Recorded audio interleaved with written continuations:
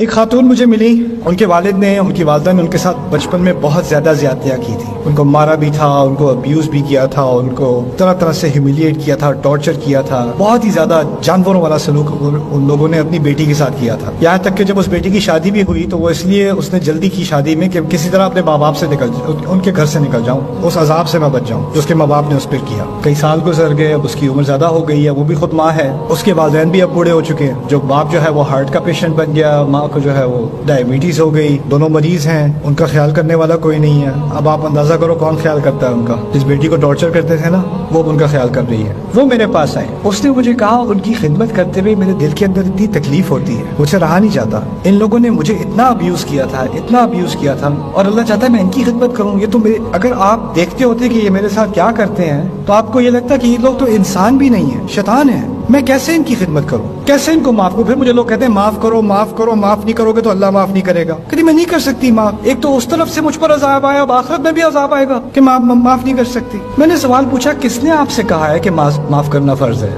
کہاں سے غلط فہمی ملی ہے آپ کو؟ وَلَمَنِ انتصر بعد ظلمه فَأُولَئِكَ مَا عَلَيْهِم مِّن سَبِيلٍ. اگر کوئی اپنی مدد کرنے لگے، اگر انصاف کی طلب کرے، اس کو باقاعدہ ڈیمانڈ کرے، اس کے خلاف آپ کوئی کیس نہیں کر سکتے. اللہ تعالیٰ نے اس کی کھلی چھٹی دے دی. اور پھر بعد میں بھی یہ بھی کہا ہے فَمَنْ عَفَا وَأَصْلَحَ فَأَجْرُهُ عَلَى اللَّهِ. جو معاف کر دے اور ریکنسائل کر سکے، کر لے، اس کا اجر اللہ کے ہاتھ، اس کے اللہ کے ذمہ ہے. لیکن یہ کسی نے کوئی کنڈیشن نہیں ڈالی، لازمی ہے معاف کرنا. یہاں تک کہ یوسف علیہ السلام کے بیٹوں نے ان کو اتنا ٹارچر کیا تھا، اتنا ٹارچر کیا تھا، آپ کو شاید علم نہ ہو، ان کی بیویاں بھی اپنے سسر کی توہین کیا کرتی تھی، ان کے پوتے بھی اپنے دادا کی توہین کیا کرتے تھے. لولا ان تفندون میں اس بات کی طرف اشارہ ہے، یعنی صرف بیٹے ہی توہین نہیں کرتے تھے، ان ابانا لفی ضلال مبین انک فی ضلالک القدیم، بلکہ ان کا پورا گھرانہ ایک نبی کو جانتے ہوئے کہ وہ نبی ہیں کئی سالوں ان کی توہین کرتے رہے، وہ ٹارچر سے گزرے ہیں. اور بعد میں جب سارا معاملہ حل ہو گیا تو آتے ہیں ہمارے لیے بھی دعا کر دیں یا ابت استغفر لنا. یہ کوئی آسان کام ہے؟ یہاں تک کہ نبی کے لیے بھی آسان نہیں ہے. اس نبی نے بھی کہہ دیا، یہ نہیں کہا اجل یا ای یا نعم، کہا سوف استغفر لکم ربی،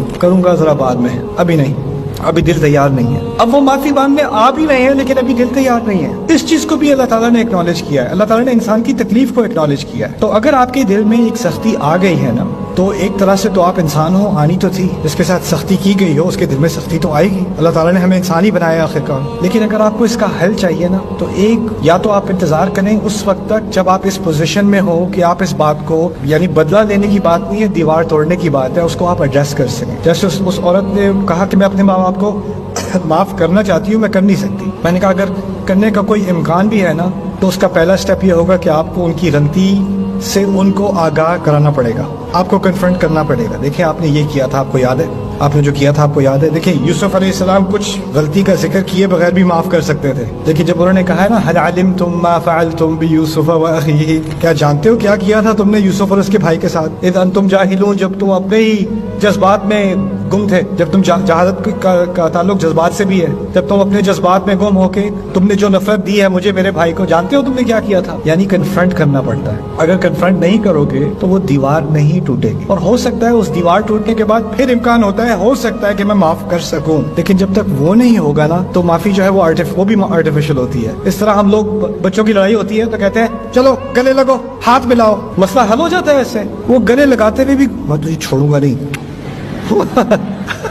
لیکن دل میں تو بات رہ گئی نا. ہم اوپر سے مسئلہ حل کرتے ہیں، اندر کا مسئلہ حل نہیں کرتے. اندر کا مسئلہ تبھی حل ہوگا جب آپ کسی کو کنفرنٹ کرو گے. اور اگر آپ ابھی اس پوزیشن میں نہیں ہو کہ آپ کنفرنٹ کر سکو تو ابھی صبر کا مرحلہ ہے. کبھی کبھار یعقوب علیہ السلام کئی سال اس پوزیشن میں نہیں تھے کہ وہ اپنے بیٹوں کا سامنا کر سکیں اس طرح سے. اس وقت کہا تھا انما اشکو بثی وحزنی الی اللہ. تو جب وہ ایک وقت آ جاتا ہے پھر اس کے بعد اللہ تعالیٰ وہ دروازہ کھول دیتا ہے. میری دعا ہے کہ اللہ تعالیٰ آپ کے دلوں کو نرم کرے، اور جو جس تکلیف سے آپ گزرے ہو، شاید وہ پیرنٹس کی طرف سے آئی ہے، بچوں کی طرف سے آئی ہے، شاید وہ شوہر کی طرف سے آئی ہے، بیوی کی طرف سے آئی ہے، کسی کزن کی طرف سے آئی ہے، کسی کی طرف سے بھی ہے. ہوتے یہ ڈرامے گھر میں ہی ہیں، کسی غیر سے نہیں آتی تکلیف. جو دل کے قریب ہوتا ہے نا وہی تکلیف دے سکتا ہے. اسی لیے انبیاء کی زندگی میں جو سب سے بڑی مشکلیں تھی وہ گھر والوں کی تھی.